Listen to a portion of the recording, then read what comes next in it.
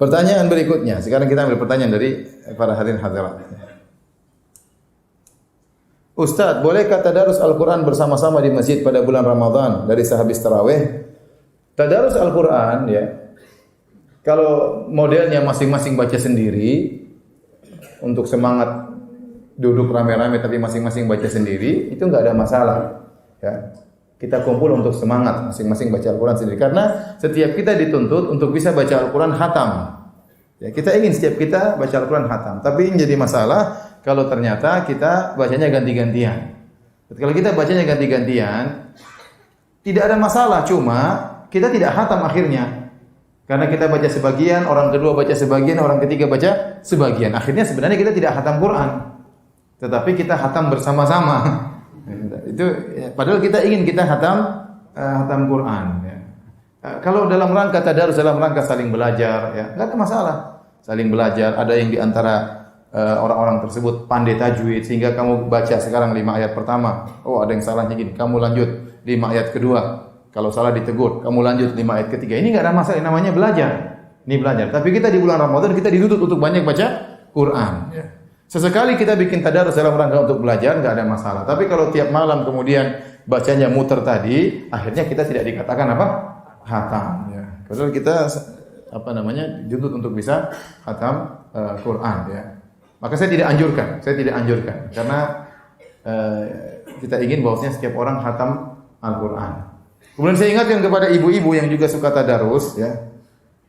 Ibu-ibu sebaiknya baca Quran di rumah, tidak perlu kumpul-kumpul ya. Sebaiknya baca Quran di rumah, tidak perlu kumpul-kumpul ya. Apalagi kumpul-kumpul tadarusan pakai mikrofon. Nah ini kadang-kadang didengar oleh tetangga, didengar oleh banyak orang. Ini ada beberapa hal yang saya kurang setuju. Pertama, ini membuka pintu riya. Ya. Ibu kemudian pas bagian dia, kemudian dia baca dengan sebaik-baiknya ya, karena dia tahu orang satu kampung dengar ya. Ini buka pintu riya. Ya, yang kedua tatkala dia tadarusan berarti dia tidak khatam, tetapi dia mendengarkan bacaan orang lain. Yang ketiga, khawatir mengganggu orang. Sudah malam, orang mau tidur, orang mau istirahat. Mungkin dia ingin tidur cepat supaya bisa bangun malam, sholat malam lagi. Kita nggak tahu, masing-masing orang punya keperluan berbeda-beda. Kemudian juga khawatir menimbulkan fitnah. Ya. Tatkala seorang wanita suaranya merdu, bacaannya bagus, tajwidnya bagus, ada yang dengar bapak-bapak, suara siapa itu? Mungkin pertanyaan pertama, istri siapa itu? Ini masih mending pertanyaan tersebut. Pertanyaan kedua, gadis apa janda itu? Repot. Ya. Jadi saya tidak menganjurkan ya dengan hal-hal tadi yang saya katakan. Tapi misalnya kumpul-kumpul di rumah ibu-ibu kemudian tadarusan, ada yang bimbing, itu enggak ada masalah untuk perbaiki apa? Tajwid, enggak ada masalah. Ustaz, bolehkah menikah di bulan Ramadan? Ya boleh saja. Bulan Ramadan, bulan Sya'ban, bulan Syawal. Ya. 10 hari terakhir juga boleh nikah. Apakah ada dalil yang menyarankan untuk menikah di bulan tertentu? Rasulullah SAW ya menikah di bulan Syawal. Saya tidak tahu ada dalil tentang menikah di bulan tertentu. Asalnya secara zatnya nikah itu adalah perkara duniawi. Tapi kalau dalil saya belum tahu dalil tersebut ya. Dan kalau menikah di bulan Ramadan, godaan semakin berat ya.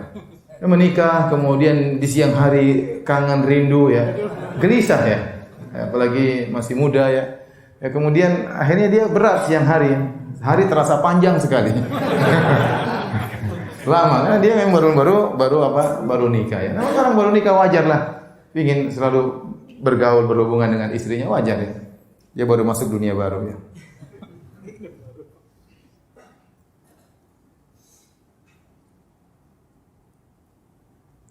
Ustaz, bagaimana jika saat sahur masih haus atau belum minum terasa dahaga? Bolehkah minum tapi adzan mulai dikumandangkan? Ya ini tadi repot tadi saya bilang. Antum ikut pendapat yang mana? Jangan ikut pakai hawa nafsu tapi ya. Mudah-mudahan ya. Saya mengatakan sebaiknya tidak usah, sudah. Siapa suruh ente terlambat bangun ya. Lain kali jangan terlambat bangun. Tetapi memang sebagian ulama seperti Syekh Utsaimin rahimahullahu taala ya. Kalau Anda masih ragu ini azannya tepat atau tidak, Anda boleh minum. Kalau Anda masih ragu. Tapi kalau Anda yakin ini azannya sudah tepat, jangan minum. Jangan minum. Itu muadzinnya tuh enggak lihat jam itu. Kalau Anda masih ragu silakan, tapi kalau Anda sudah yakin benar, maka tidak boleh. Karena Allah sudah kasih batasan, wa kulu washrabu hatta makan dan minumlah kalian sampai terbit fajar. Terbit fajar. Ya. Syekh Utsaimin saya pernah dengar di muridnya langsung, dia berkata bahwasanya azan sekarang ini kecepatan beberapa menit. Kecepatan karena mereka menggunakan perhitungan yang sangat detail dengan alat. Adapun pakai pandangan mata, fajar belum begitu kelihatan. Baru beberapa menit setelah itu baru kelihatan. Yang jadi patokan adalah pandangan mata. Demikian juga Syekh Muhammad Mukhtar Syengkiti rahimahullah dalam sebagian ceramahnya dia mengatakan, saya pernah keluar jauh dari kota Madinah. Kemudian saya menunggu fajar terbit.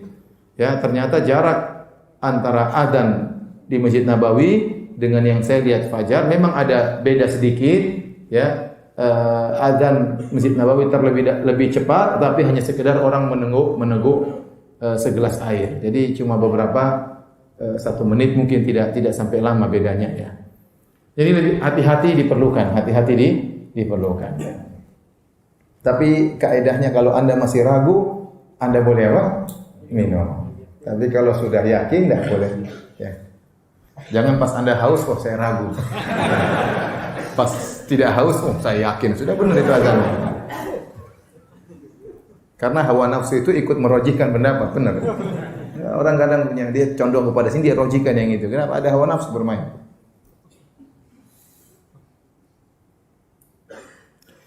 Ana mau bertanya, apakah ghibah termasuk membatalkan puasa? Ghibah tidak membatalkan puasa, tapi dia mengurangi pahala puasa. Dia mengurangi pahala puasa. Jadi dia berkaitan dengan seluruh maksiat. Seluruh maksiat mengurangi pahala puasa. Makanya kata Jabir bin Abdullah, "Idza sumta falyasum sam'uka wa basaruka wa lisanuk." Kalau kau berpuasa, maka berpuasalah pula pandanganmu, pendengaranmu dan lisanmu. Kemudian dia berkata, "Wala taj'al yauma fitrika yauma wala taj'al yauma shaumika wa yauma fitrika sawa'an." Dan jangan kau jadikan hari puasamu seperti hari tidak berpuasa. Harus dibedakan. Kita sedang puasa, argo pahala kita sedang jalan. Maka jangan kita merusak hari tersebut. Makanya Nabi melarang, kata Nabi, "Idza kana yaumi siyami ahadikum." Kalau salah seorang dari kalian sedang berpuasa, fala yarfuth. Jangan dia berkata-kata kotor. Kenapa? Akan mengurangi, menyedot pahalanya, ya. Kemudian wala yashab, jangan teriak-teriak. Teriak-teriak itu boleh, tidak ada dosanya, tapi ngapain seorang puasa berteriak-teriak? Wala yajhal, dan jangan melakukan hal-hal yang bodoh, jangan maksiat. Wa in sabbahu ahadun aw qatalahu, kalau ada orang mencaci maki dia atau mengajak dia berantem, maka jangan dia layani. Falyaqul ini mar'un shaim, katakan aku sedang berpuasa. Maka saya ingatkan, seorang sedang berpuasa jangan ghibah, jangan maksiat. Kalau di dalam grup ada perdebatan di grup, jangan dilayani. Dia di Facebook ada media sosial, kemudian ada debat-debat situ, jangan dilayani. Ada orang maki-maki dia, jangan dilayani ya. Tinggal blokir saja, ya. Enggak usah dilayani ya. Karena itu semua akan mengurangi pahala kita ya. Jadi yang terutama lebih hati-hati adalah pandangan. Di zaman now sekarang ini ya, banyak hal yang bisa membuat kita bermaksiat dengan pandangan. Ya, kita melihat HP, kita bermaksiat, melihat Facebook terkadang muncul gambar-gambar wanita yang tidak senonoh, kita pun lihat. Gara-gara terlalu sering kita melihat hal seperti ini sehingga akhirnya menjadi biasa. Yang suatu yang mungkar jadi apa? Terbiasa ya. Di jalan-jalan kita lihat iklan-iklan cewek-cewek begitu banyak ya. Iklan HP-nya kecil, ceweknya gede ya. Ya. Iklan macam-macam isinya cewek semua ya. Iklan apa ya yang semua ceweknya gede. Iklannya gede, barangnya itu kecil, ceweknya yang apa? Yang gede ya. Akhirnya kita lihat ceweknya ya. Baru lihat barangnya. Ini mengurangi pahala kita. Jadi pahala kita akhirnya kena roaming ya. Tergantung yang kita lihat. Terkadang roaming lokal, terkadang interlokal, terkadang internasional roamingnya ya. Maka seorang berhati-hati tatkala berpuasa, jauhi atau kurangi lihat-lihat YouTube, internet, hati-hati ya. Kalau kita lihat YouTube ceramah pengajian sebelah kanan kiri semuanya maksiat terkadang. Mengerikan. Ya. Kita belum tentu bisa berpuasa lagi tahun depan. Tahun ini kita berpuasa dengan sebaik-baiknya agar kita diampuni oleh Allah Subhanahu wa taala. Jadi yang benar, ghibah itu tidak membatalkan puasa tapi mengurangi pahala puasa. Semakin banyak dia ghibah, semakin banyak pahalanya kena roaming. Dan bisa jadi seorang akhirnya puasanya tidak meraih pahala sama sekali. Seperti sabda Nabi sallallahu alaihi wasallam, Ya, rubba sha'imin laisa lahu min siyamihi ilal ju' wal 'atas. Betapa banyak orang berpuasa namun dia tidak meraih dari puasanya kecuali hanya lapar dan dahaga. Ustaz, di tempat ana bekerja ada acara maaf-maafan sebelum Ramadan. Bagaimana sikap ana? Ya. Apakah ana ikut? Apakah ana menghindar? Loh, kalau bikin acara khusus maaf-maafan ini enggak benar ya. Enggak ada acara khusus maaf-maafan sebelum apa? Ramadan. Seorang tatkala melakukan kesalahan, dia minta maaf tatkala dia melakukan kesalahan. Jangan dia tunda pas Ramadan baru minta maaf ya. Ya, sebagian orang memaafkan nanti aja lah pas hari raya baru saya minta maaf. Jangan. Khawatirnya dia meninggal terlebih dahulu tidak sempat minta maaf, jadi repot di akhirat kelak. Kapan seorang punya salah segera minta maaf. Tidak usah menunggu momen Ramadan, tidak usah menunggu momen apa? Idul Fitri ya. Kapan seorang punya salah segera minta maaf, apalagi kesalahan tersebut berkaitan dengan hak orang lain. Karena ini jadi masalah besar pada hari kiamat kelak. Kita punya salah sama orang, kita mendolimi orang lain, nanti pada hari kiamat dia akan mengambil pahala kita ya. Jadi tidak ada ritual khusus maaf-maafan sebelum Ramadan.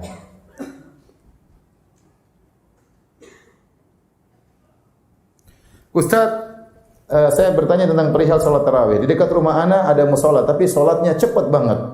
Kayak matuk ayam terus. Udah gitu bacanya juga tidak tartil. Apakah ana harus salat dekat rumah atau nyari masjid yang lebih sesuai dengan sunnah? Memang di Indonesia ada lagi tren sebagian orang salatnya seperti ini cepat ya. Bahkan rekor dunia yang rekor dunia salat tercepat itu di Indonesia. Sejak zaman sahabat belum ada ya. Sampai sekarang baru Indonesia yang pecahkan rekor dunia 23 rakaat 7 menit. Itu belum ada di negara manapun. Jadi subhanallah ya, masuk Guinness Book of Record. Rekor dunia ya. Belum pernah ada sejak zaman sahabat sampai sekarang. Ya kalau sholatnya sudah seperti itu, seperti matok ayam, itu sholat tidak sah, tidak tumakninah.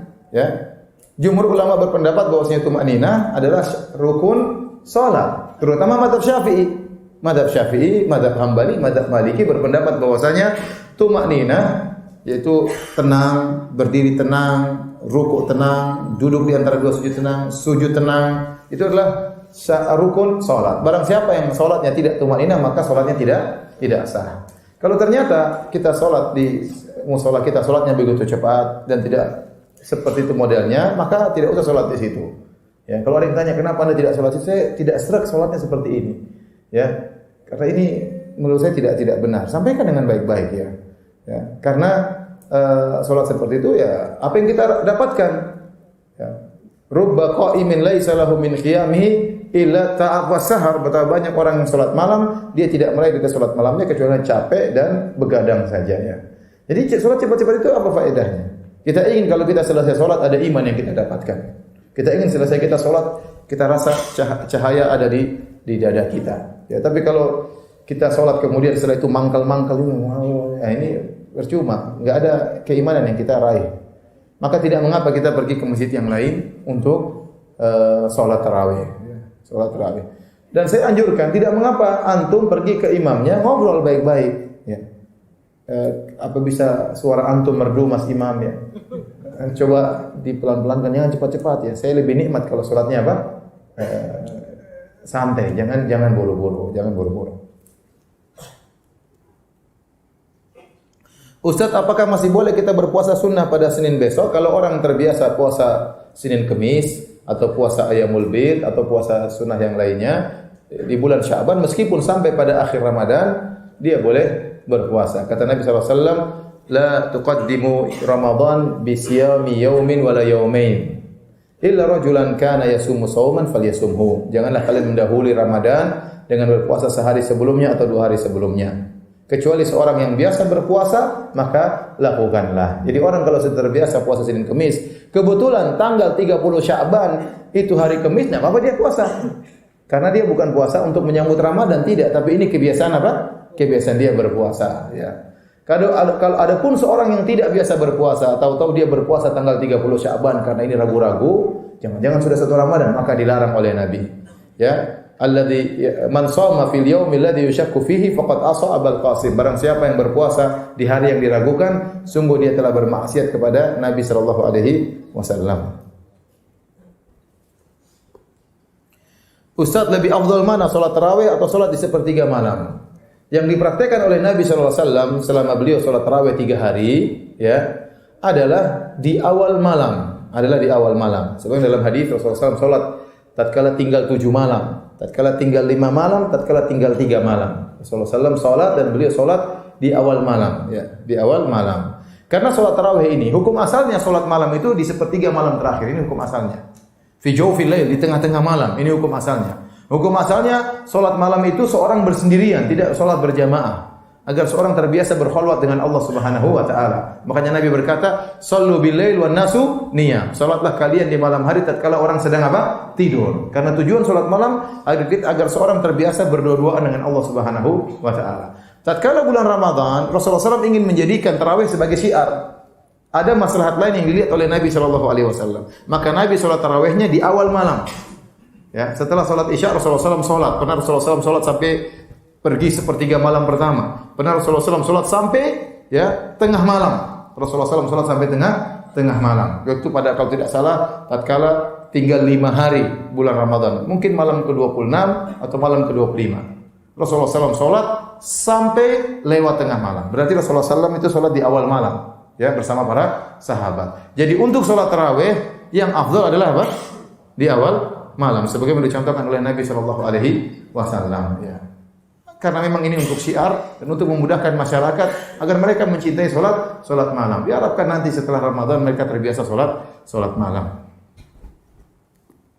Tapi kalau antum salat sendiri, misalnya antum bekerja ternyata tidak mungkin salat malam, salat tarawih bersama jamaah, ya salat akhir malam lebih baik. Kalau antum ternyata tidak bisa apa?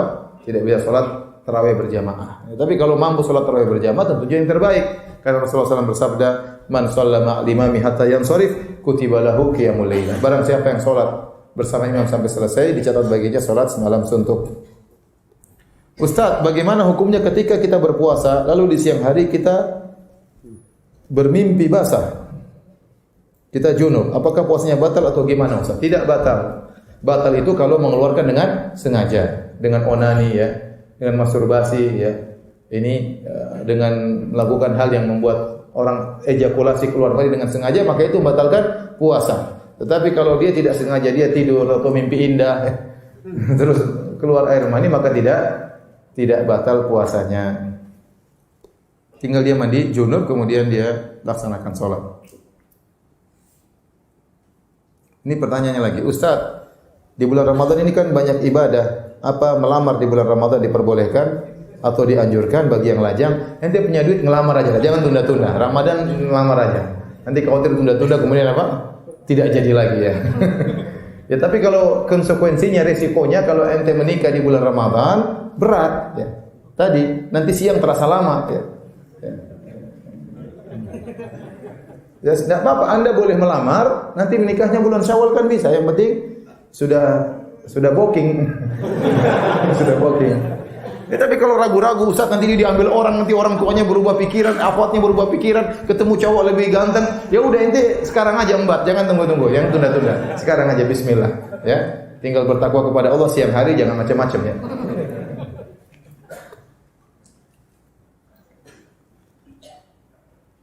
Ustaz, kalau kita belum mengqadha puasa Ramadan tapi sudah datang Ramadan lagi, gimana Ustaz? Hukum asalnya waktu mengqadha itu sampai akhir bulan Sya'ban. Tidak boleh seorang menunda sampai tahun berikutnya ya. Sebagaimana hadis Aisyah radhiyallahu taala anha, Aisyah tidak bisa mengqadha kecuali di bulan Sya'ban. Ini berarti Aisyah paham bahwasanya batasan mengqadha adalah sampai bulan Sya'ban. Kecuali orang tersebut menunda karena ada udzur. Contoh, dia tidak bisa mengqadha karena sakit. Atau dia safar terus, ada udzur syar'i sehingga dia tidak bisa mengqadha. Kalau dia tidak bisa mengqadha sampai bulan Sya'ban karena udzur syar'i, dia boleh mengqadha setelah Ramadan berikutnya, enggak ada masalah. Tetapi seandainya dia tunda-tunda tanpa ada udzur syar'i sehingga sampai Sya'ban belum selesai qadanya, maka tetap wajib bagi dia untuk mengqadha setelah Ramadan. Tetapi dia beristighfar karena penundaan itu merupakan dosa. Paham? Dia menunda tanpa ada udzur itu merupakan dosa. Tetap dia bayar utangnya, tetap dia mengqadha setelah Ramadan. Enggak ada masalah, dia bertobat kepada Allah Subhanahu wa taala. Sebagian sahabat berfatwa, kalau ada orang tidak membayar qadhanya sampai Ramadan berikutnya, maka dia membayar qadha sekaligus fidyah. Ini pendapat sebagian sahabat ya. Silakan dilaksanakan, enggak juga enggak apa-apa karena itu bukan hadis Nabi sallallahu alaihi wasallam. Yang penting kalaupun sudah lewat tetap hutang tercatat harus dibayar. Ustaz, bagaimana hukum jual online ketika sedang i'tikaf? Haram. Ya. Wong sedang tidak i'tikaf saja, tidak boleh kita jual beli online dalam masjid. Rasulullah melarang orang jual beli dalam masjid ya. Tidak ada berkahnya orang jual beli di masjid, apalagi sedang i'tikaf. Maka Anda kalau i'tikaf jangan buka lapak di masjid. Jangan, ya udah. Enggak boleh. Enggak boleh, libur dulu sementara ya. Ya.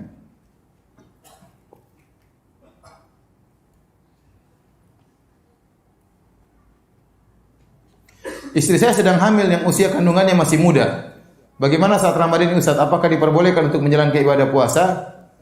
Wanita hamil dan menyusui, dia mungkin mampu untuk berpuasa.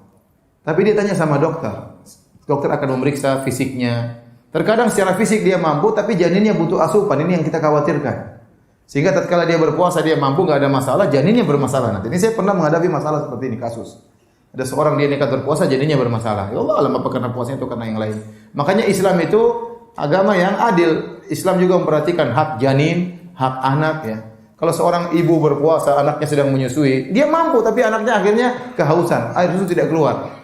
Yang dia zalimi siapa? Anaknya. Maka Islam membolehkan dia berbuka.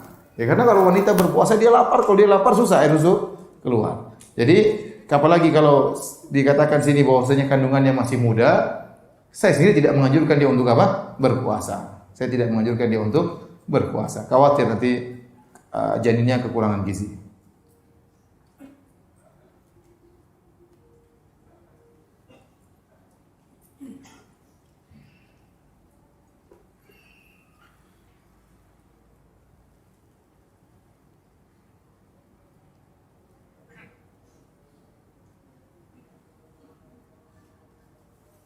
Ustaz, kalau doa setiap malam Ramadannya berbeda-beda dan diyakini akan mendapatkan sesuatu. Misalnya malam pertama doanya ini diyakini akan mendapatkan sesuatu, malam kedua sesuatu yang lain, malam ketiga sesuatu yang lain. Apakah dalilnya? Enggak ada dalilnya.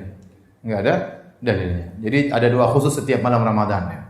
Malam Ramadan ini doanya ini, ini saya belum ketemu dalilnya seperti itu. Asalnya kita bebas.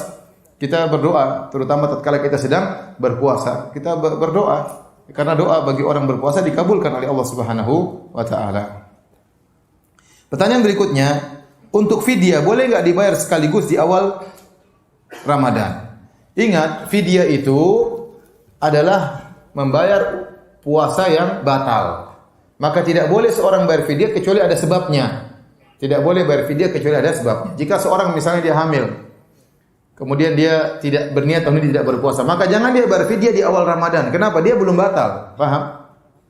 Jadi dia melakukannya kecuali setelah ada sebab. Contohnya ada orang ingin bayar zakat. Ternyata hartanya belum sampai nisab, berarti sebab bayar zakat belum ada. Nah, zakat yang dia bayarkan sementara hartanya belum sampai nisab itu bukan zakat karena sebabnya belum ada. Paham? Seorang misalnya, saya mau bayar kafarah, saya mau membatalkan puasa ingin berhubungan dengan istri saya. Saya bayar kafarah dulu, ya baru berhubungan belakangan. Ya enggak bisa, ya. Kalau ente melanggar dulu baru ente bayar apa? Kafarah. Dosa sekaligus bayar apa? Kafarah. Jadi tidak boleh kafarah dibayar sebelum ada sebab. Oleh karenanya kalau orang ternyata harus bayar fidyah, maka misalnya dia sudah batal 3 hari, hari keempat dia yang sehari, hari keempat di pagi hari dia masih batal, dia boleh bayar 4 hari. Paham? Dia sudah batal 1 minggu, maka dia bayar untuk 1 minggu. Ya kalau begitu bagaimana Ustaz? Ya sudah bayar aja nanti kalau bulan Syawal. Setelah Ramadan selesai, bayar 30 hari. Cara fidyah dengan 2 cara. Cara pertama yang mudah, beli atau bikin sendiri nasi bungkus 30 bungkus yang mengenyangkan, makanan yang enak yang biasa kita makan, cari orang miskin bagi 30 orang. Ya, tukang ojek lah, tukang inilah, tukang anu lah, kasih semuanya. Ya, selesai. Ini cara yang mudah ya. Atau cara kedua, 1 hari utang kita dibayar dengan setengah sok. Kira-kira 1,3 kilogram beras. Jadi kalau kita punya utang 1 bulan, berarti kita harus bayar berapa? 3,9 kilo. 39 kilogram kita bagi-bagikan kepada fakir miskin. Ada keluarga miskin mungkin 5 keluarga, kita bagi sebagian kita bagi kepada mereka. Azan kan? Ustaz, apakah boleh bercumbu dengan istri saat berpuasa membatalkan puasa? Boleh, enggak ada masalah. Apa enggak bisa dhahaba dhama'u terlebih dahulu? Langsung tembak istri, jangan. Ya, kalau kita bilang boleh, seorang kalau dia sudah syahwatnya menggebu-gebu tinggal tunggu azan, begitu azan langsung dia berhubungan dengan istrinya, ya enggak apa-apa. Sudah selesai, sudah batal. Batal full batal. Enggak ada masalah.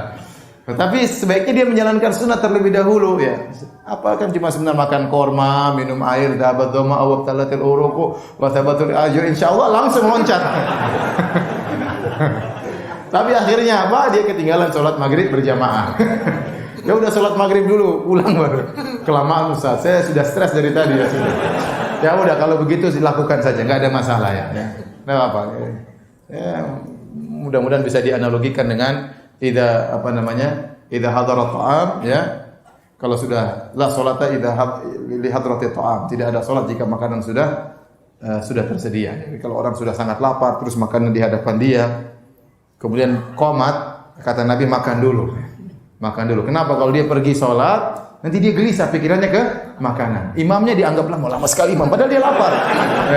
Nah sama, dia sudah stres dari tadi pengantin baru, istrinya sudah siap, kemudian azan, kemudian dia pergi sholat dulu, wah gelisah dia, ya sudah, apa lagi? Ya. Tapi latih diri, seorang melatih diri, mengatur apa hal tersebut ya. Ustaz, bagaimana hukum melazimkan ceramah tausiah antara isya dan tarawih? Ya saya tidak ada masalah, itu hanya manfaat. Sebagaimana kita melazimkan ceramah setiap ba'da maghrib sampai isya setiap hari minggu, ini melazimkan atau tidak? Melazimkan apa? Sebagian orang mereka mumpung orang lagi tarawih maka dia manfaatkan untuk apa?